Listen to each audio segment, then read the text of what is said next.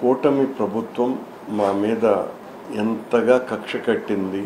మేము జరుగుతున్నటువంటి దాని మీద ప్రశ్న వేస్తే దానికి సరైనటువంటి సమాధానం చెప్పకుండా మత సంబంధమైనటువంటి సున్నిత అంశాలలో రెచ్చగొట్టే విధంగా వ్యవహరించినట్టుగా మా మీద తప్పుడు ఫిర్యాదు ఇచ్చి టీటీడీకి సంబంధించిన బోర్డు సభ్యుడు ఒకరు కేసు పెట్టినంత మాత్రాన నేను ధర్మం వైపు నిలబడకుండా పోవటం అన్నది ఎట్టి పరిస్థితుల్లోనూ జరగదు.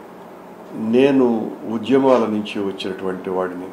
న్యాయం ఏ వైపున ఉన్నది ఆ న్యాయం పక్కన నిలబడటానికి నేను ఎంతకైనా కూడా ముందుకు వెళ్తా.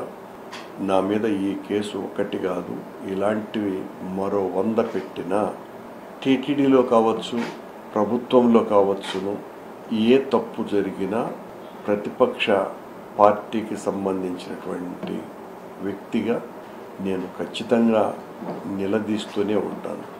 అందులోనూ కూడా దేవునికి సంబంధించినటువంటి విషయంలో చాలా గొప్పలు చెప్పుకునేటువంటి మీ కూటమి పాలనలో జరుగుతున్నటువంటి అరాచకాలను ప్రశ్నించకపోతే అది పాపమవుతుంది.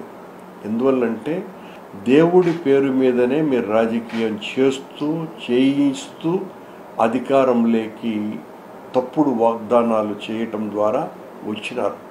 అలాంటి మీరు భగవంతుణ్ణి అడ్డం పెట్టుకొని ఈ ఘోరాలు చేస్తూ ఉంటే ప్రశ్నించకూడదు అని అనుకుంటే, ప్రశ్నించే గొంతుక అయ్యుండి కూడా ఆ గొంతుకను మూగ చేస్తే అది నేరగ్రస్తమవుతుంది, పాపగ్రస్తమవుతుంది. కనుక ఆ పాపం నేను చెయ్యను. ఖచ్చితంగా ప్రశ్నిస్తూనే ఉంటాను. ప్రజాస్వామ్యబద్ధంగా మీ తప్పుల్ని ఎత్తి చూపుతూనే ఉంటాను.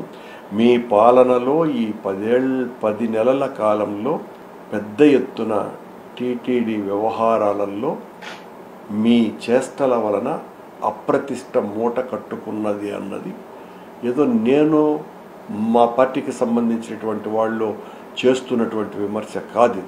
ఇది మొత్తం హిందువులందరిలోనూ కూడా ఏర్పడ్డటువంటి ఒక స్థిరమైనటువంటి అభిప్రాయం.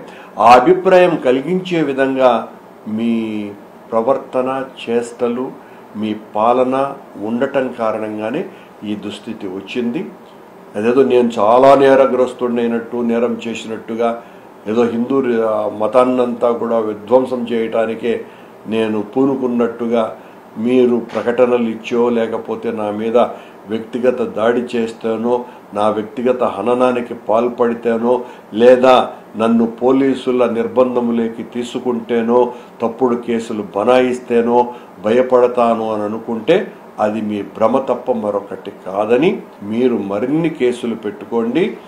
మీరు ఎన్ని కేసులు పెట్టుకున్నా నా ప్రశ్నించేటువంటి స్వభావం ఆగదు.